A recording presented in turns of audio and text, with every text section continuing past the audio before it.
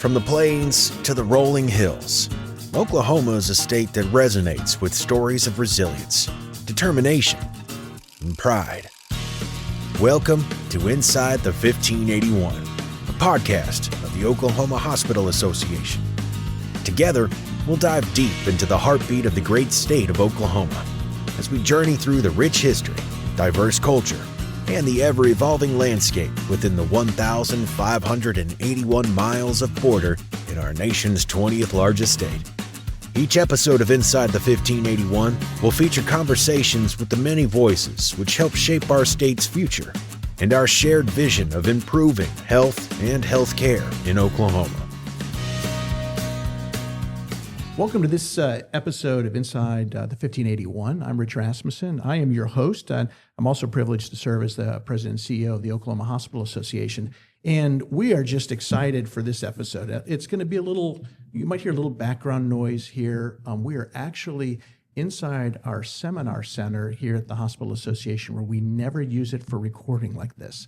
Our normal recording studio, we're going through some soundproofing on it and some changes, and so we've come into our seminar center, and so be patient with us if you hear a little bit of echoing or noise. We apologize for that. But today we have a really important and I would argue exciting conversation that we have planned, where we're going to talk about Veterans Affairs and as a state, as a nation, what we are doing to support our veterans. And for me personally, where every member of my family has worn the uniform, whether it was my brother just recently retiring from the Army, my uncle, a master gunnery sergeant serving in both World War II, Korea, and Vietnam, my brother's as Marine Corps and Navy, my father's a submariner in World War II, my uncle as a paratrooper in Europe. You know, for my family, there's a long history of folks wearing the uniform.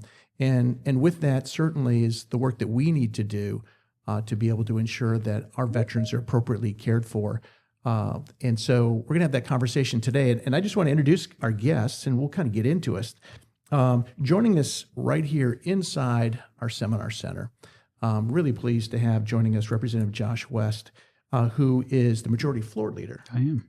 And a decorated Army vet. Yep, Army. My wife was Air Force. I was Army. Some of the greatest times of my life. Well, very good. And then we have joining us also Trent Borland, who's one of the vice presidents for SSM Health, who oversees all of the rural operations for SSM in Oklahoma, also an Air Force veteran as well. Yes. So we're excited. And Trent, if you've listened, because we know many of you just can't wait for the next episode to drop. Trent has been on a couple of our episodes, so it's almost like our sidekick for Inside the 1581. When we're here. And then joining us too, as our guests nationally, we have, and correct me if I make any mistakes, we have Howard Manuel. Howard, you are the Deputy Senior Advisor to the U.S. Department of Veterans Affairs, correct? Correct. Pleasure to be here.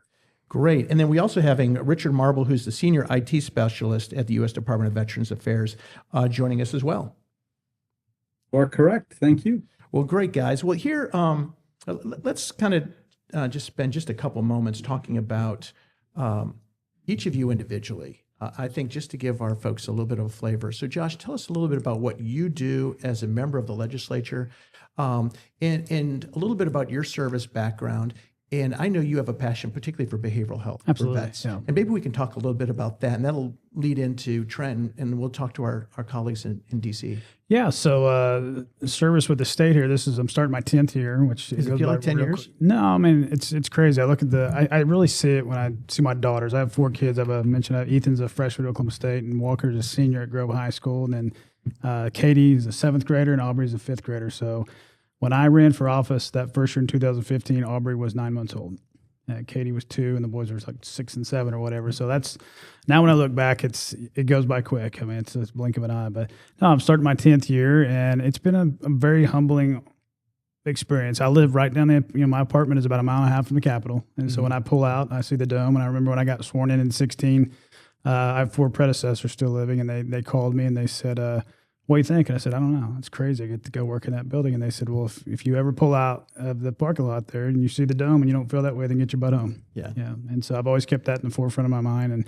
But I'm the majority floor leader. And so I handle everything that runs on every bill that runs on the floor, I have a floor leader team. I got about 20 people on my floor leader team. So any bill that comes, we'll assign them to committees. Here in November, you'll start seeing the bills, the titles reserved for the bills are going to be filed for the upcoming session. And once those bills go public in January, we take them, we assign them to the committees, and then those chairmen prioritize them as they come out of the committees, and that's when we start scheduling bills on the floor. So all the floor proceedings and, pretty much anything that goes on the floor. So that's what I do at the House, State House. Service before that, I was in the Army for 9 years. Some of the greatest, like I mentioned, some of the greatest times of my life. Deployed to Afghanistan in December of 2001. Short deployment. Now, Iraq was a little longer. In Iraq, I knew it was going to be different, but deployed in March of 2003 to Iraq, October 16th in Karbala. I was in an ambush, got shot in both of my legs and my stomach, and had a traumatic brain injury, and lost 3 of my guys. And so that pretty much, for years, mental health, you mentioned mental health. That impacts you for years. Absolutely. My wife was an Air Force veteran. She was on a Spectre gunship. When she got out of the military, she became a therapist. And so mental health, big topic of conversation at my dinner table. But yeah, there was always a stigma associated with it when I was in.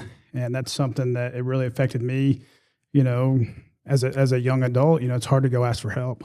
And it got to the point where, you kind of hit that lowest rock bottom. And to the VA, I've never received any bad care from the VA. I used them for mental health services. And you hear those stories, on wherever. There's always stories out there. But they've always done me well and my constituents well. And so they have a satellite campus in my hometown.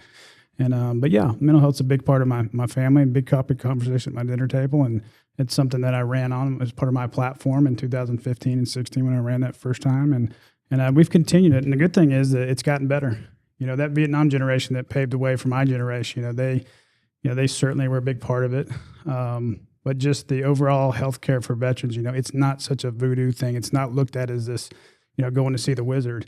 And people realize that your brain is your most powerful weapon that you have. And so you got to do PMCS on your brain, just like you do your weapons and, your vehicles in the military. And so, I don't think I would change anything. Any adversities I've ever faced in my life, I use it as a kind of a stepping stone. And there's a certain part of me every day, that gets a little pissed off. I wake up and I got scars and skin grafts on my legs, and it used to really, it would get to me. But I kind of use that as a positive thing every day to go do good things. I got a couple guys that aren't here to do good things. And you have a testimony. I think that's the important part. You have a testimony that for your brothers and sisters to Absolutely. be able to show that you are. You have proven your worth in standing in the gap for them. Well, it helps me relate to those. It gives Right. me empathy. And it lets people know that, hey, I'm just as messed up as you are, and you can be a state representative, and you can go through these trials, and you figure it out. And so I get it gives me a big platform for other veterans, and sometimes when veterans will call my office, sometimes you got a big brother, and they don't. Sometimes you don't tell them what they want to hear. But I think just being a veteran and having I can talk to them a little different than other people. So, like I said, in terms of the greatest times of my life, were spent in the military, and as an adult and as a civilian, every success I've had, the military, what I've learned in the military has had something to do with it. And so, Trent, you have kind of a shared experience too. You had the opportunity to serve and have that privilege of wearing the uniform, and then you came home and you wanted to contribute just as Josh did to improving your community. And certainly you've seen brothers and sisters who have needed help when they come home. Tell us a little bit about that. Yeah, so as you stated, I moved back to Colgate, Oklahoma, my hometown, and through some connections ended up leading the critical access hospital there and talking to a lot of veterans in the community, guys I grew up with, guys that, I just had a ton of respect for because of what they did in their time in the service. And to Josh's points, trying to help them through, those invisible scars, through their mental health struggles, and just trying to, whatever we could do, whether it be the brotherhood or whether it be access through some type of treatment programs, things like that. And I think that a lot of people don't understand what those small community hospitals do in their primary care networks and access, because what we do, and to Josh's point earlier, is what we do is we can redirect episodes of care so that we don't become a catastrophic event where they end up in the emergency room or worse.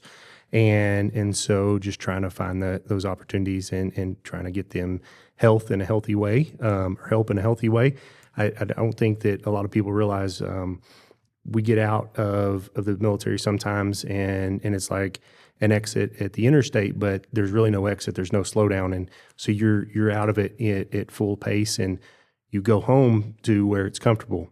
And when you go home, that's where you try to find the comfort. But sometimes that silence is a lot, and trying to reach out and touch to guys and just say, hey, what do you need? Do you need something? Whether it be a text group or a phone call or, a wave on the highway. But that's where we go to be comfortable, because that's where we grew up, and trying to get access as close to home as possible, because guys don't want to go do those things that they did before. They want to get away from everything that they did previously because the trauma or, whatever it may be. And so, trying to maintain access closest possible for them. And that's, I think, very important to Josh's point about, working with people and working through the VA system. I did it myself. You carry a lot of baggage and there's a lot of things that you can't deal with, and working through that, whether it be individually, sometimes not the healthiest, but sometimes we need that. But if you can find a group and you can find organizations like the VA to help you, then it's fabulous. Well, I know my brother, one of the things that when his guys came back from his first rotation through Afghanistan, all reservists, Army reservists, many of them went right back to work. Yeah. My brother was fortunate enough that because he worked for the federal government as a federal agent, they gave him time off, right? They put him at a desk for a while, right? He wasn't back in the streets. He wasn't back immediately deployed in a law enforcement responsibility. So he had some adjustment. A lot of folks don't. So being able to have access, in his reserve unit, he had a lot of folks who were living in rural Florida that just didn't have access anywhere other than to come back into Orlando or drop down into Tampa or what have you. So, making sure that we have resources accessible all across, our states is critical. And that's the role that the VA plays in all of this. And so, Howard, maybe you can give us just a really good snapshot of what the VA does, the size and scope. It's probably one of our largest federal agencies. Certainly from a healthcare perspective, it's probably the largest healthcare system in the country. So you've got a lot that you're delivering. You have hundreds of thousands of patients, I'm sure, when we run the numbers on that. Why don't you give us just a real indication of how big and the scope of the VA? Yeah, the VA is probably a lot larger than what most people actually think. I know even with myself, I'm a non-veteran. I am an actual recovering lawyer, as I like to put it. But coming in when I was a fellow, and I started in Pittsburgh, Pennsylvania, and even there seeing VA up close for the first time and seeing the impact that it had, how large the facilities were, how many facilities there were just in Pennsylvania. And then when you kind of zoom out, when I came here to DC and you look at, facilities coast to coast, right? In Puerto Rico, out in Hawaii, out in Marshall Islands, services provided really globally almost. But by the numbers, we operate 1,380 facilities, a pretty staggering amount. 170 medical centers across the country, 1,193 outpatient clinics, and we see about 9 million patients every year. So the amount of services, whether it be, direct community care, telehealth, we touch it all. And then that's not even including the amount of, medical education that's offered by the VA. Just about every medical student rotates through a VA medical facility. So really it touches every part of medicine that there is. And so how long have you been there? And certainly, Richard, maybe before we go there, let's talk a little bit about what your scope of what you do. I mean, we now clearly understand how big the VA is, and we can dig into that a little bit more. But in terms of being a senior advisor, Howard, tell us about your day and what you're doing, and certainly, part of the priorities that have been laid out for you. And then Richard, we can talk a little bit about your contributions as well. Yeah, so I've been in VA. This is my 12th year, I believe. I started out in the field as a special assistant, as a fellow technically, and I rotated through Vision 4, which is Pennsylvania, and a little bit of West Virginia. And that was a great opportunity for me to learn the operations side of the house and VHA. From there, I came to DC, where I spent a good amount of time in congressional affairs for the department. So I think there you got to see the sausage making of the legislation, handling some of the congressional issues as well. And it really gave me an understanding of the pain points of VA as well. But currently, being a deputy senior advisor up in the office of the secretary, my portfolio remains the Veterans Health Administration. A big part of it is community care, modernizing it, making it more accessible to veterans, making sure that we're able to fix scheduling and making it just much easier for veterans to get care where they want it, when they want it, and how they want it. That's really the main priority. And Richard, you have a very different role. I mean, you are part of literally trying to deploy part of what Howard was sharing with us, correct? Tell us a little bit about your responsibilities.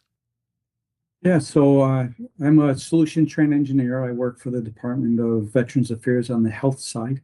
It's not the, I'll say the Office of Information Technology. But my role is to find IT solutions, help the business with, I'll say, people and process issues, find ways to use technology to provide better, more high quality care within the organization. And right now, my goal is to make getting an appointment in the VA the easiest part of a veteran's healthcare journey.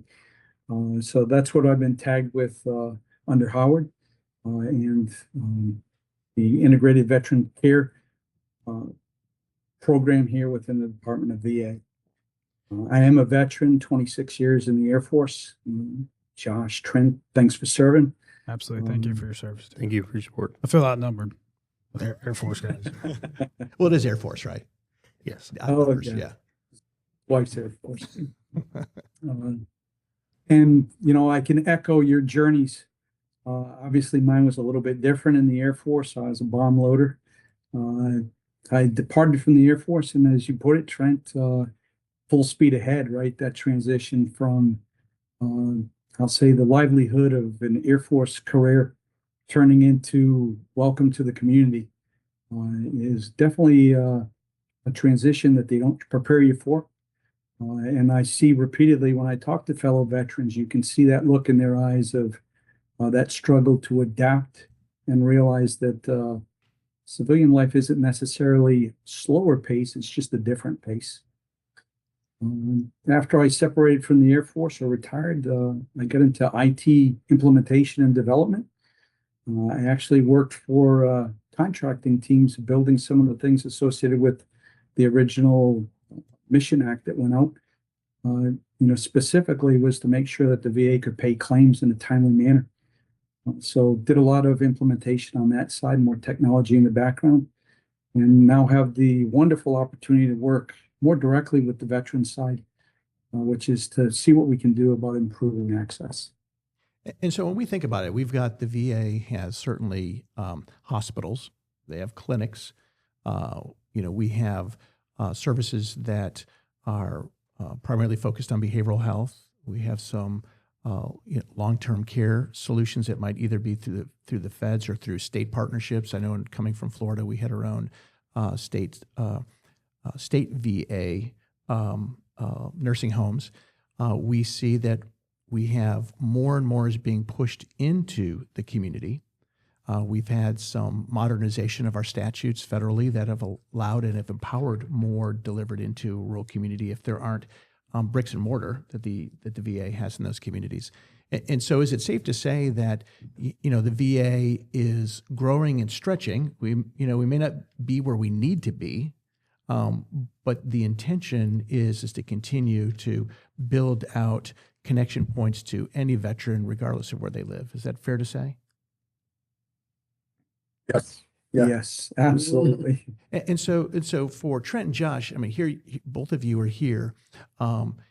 Josh, you came home. You needed some support. Trent, you did too. Now you're on the side where you're trying to connect veterans with healthcare, you're an apostle on behalf of your vets, right? Making sure that you're the best advocate you can be as a public servant and also helping them. Well, what do you see as some of the struggles or challenges that your brothers and sisters or the people in your community have with trying to get access to those very necessary services?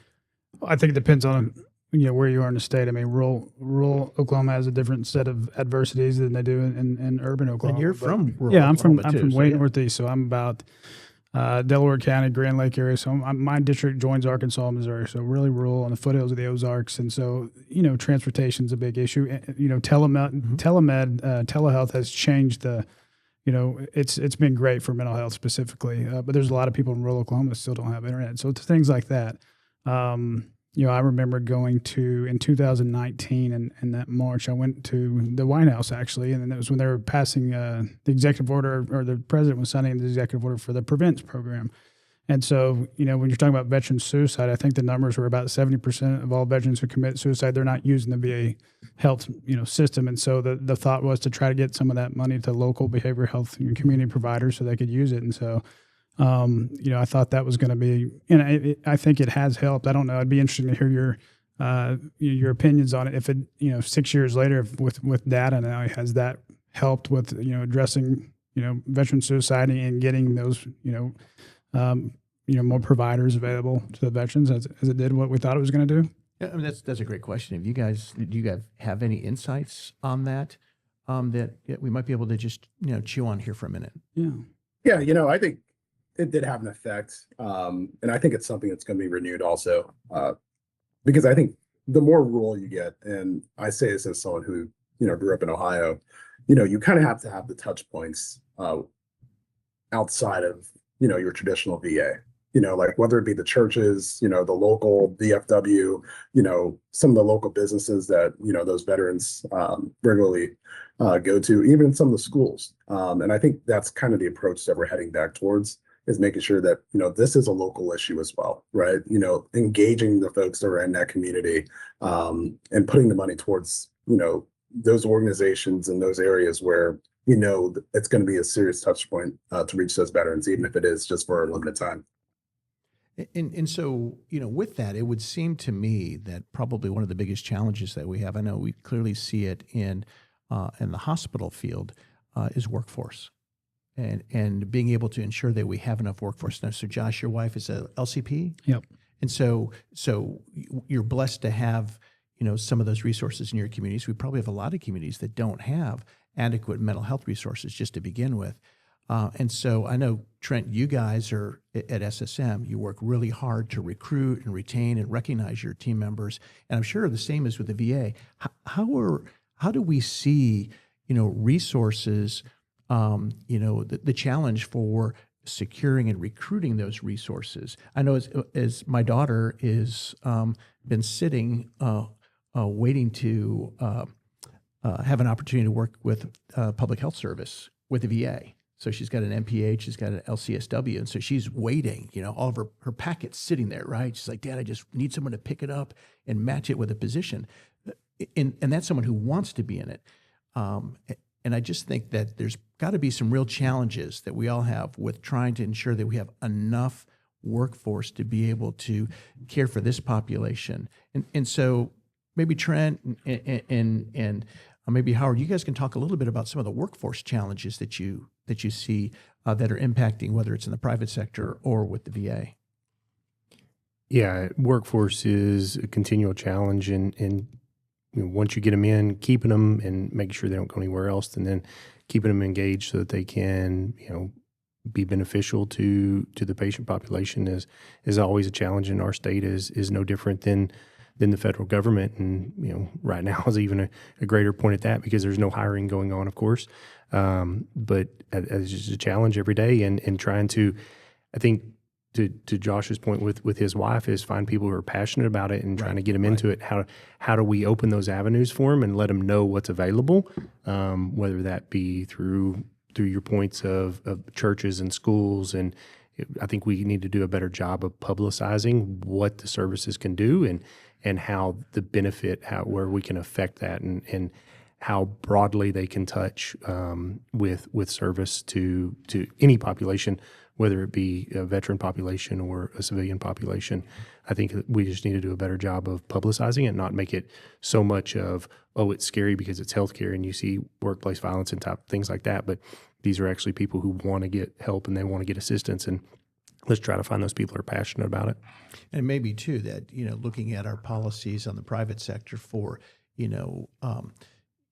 more public support of hiring vets that are separating, that have health professions. By the same token, for you all at the VA, where you're trying to recruit talent, and you're competing with the private sector for that talent, or you're hoping that you have some benefit packages that make it very attractive to VA so that you can remain competitive with the private sector.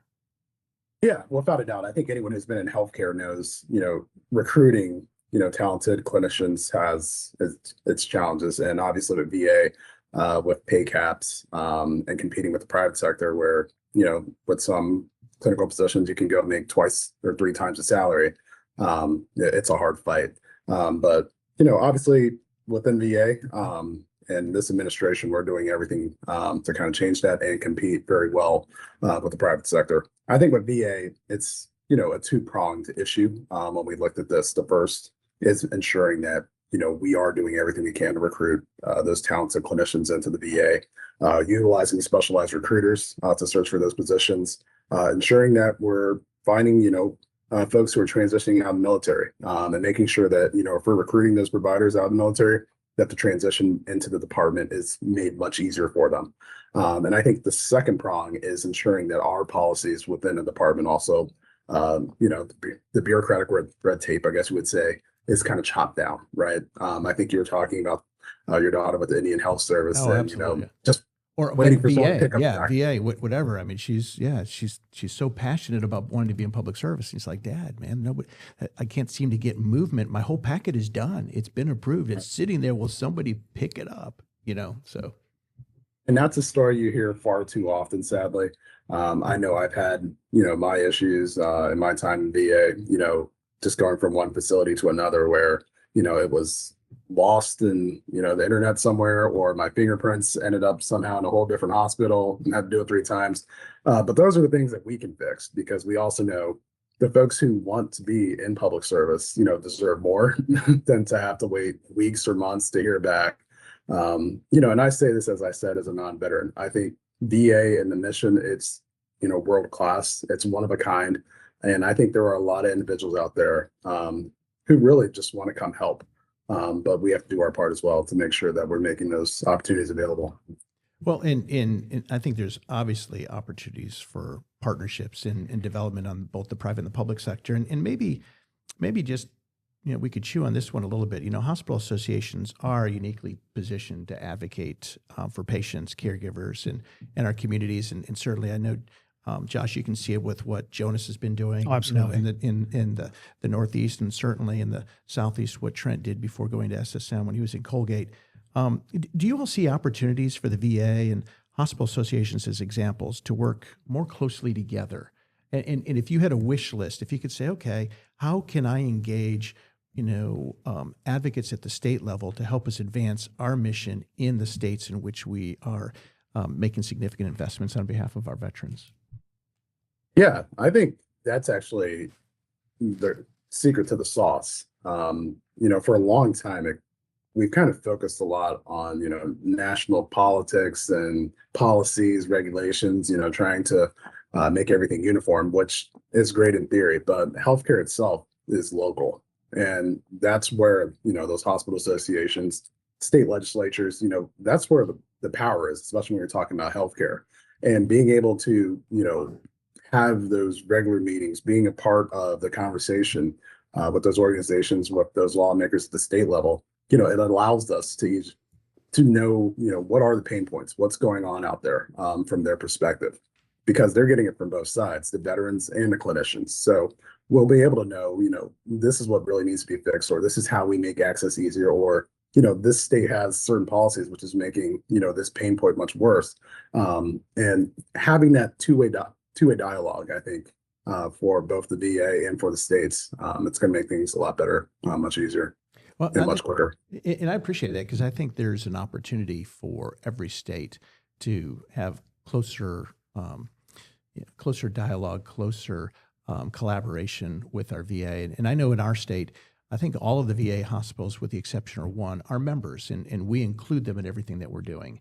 And so maybe one of the takeaways for me is to think about how can we create some collaboratives around what the VA is doing, because when we come back, we're going to talk a little bit with Richard about what's being done to make sure that we have access in these rural communities, particularly as it relates to our telehealth options and things like that, and ability to create those connection points so a vet can receive that care locally, and we can remove some of those impediments that technology will allow us to be able to make that experience better. So what we're going to do is we're going to take a break here in this edition of Inside the 1581, where we've been having a conversation with some great guests today. We have Representative Josh West, who is the majority floor leader in the Oklahoma House of Representatives, a veteran himself, an Army veteran, Trent Borland, with SSM Health, one of their vice presidents overseeing their rural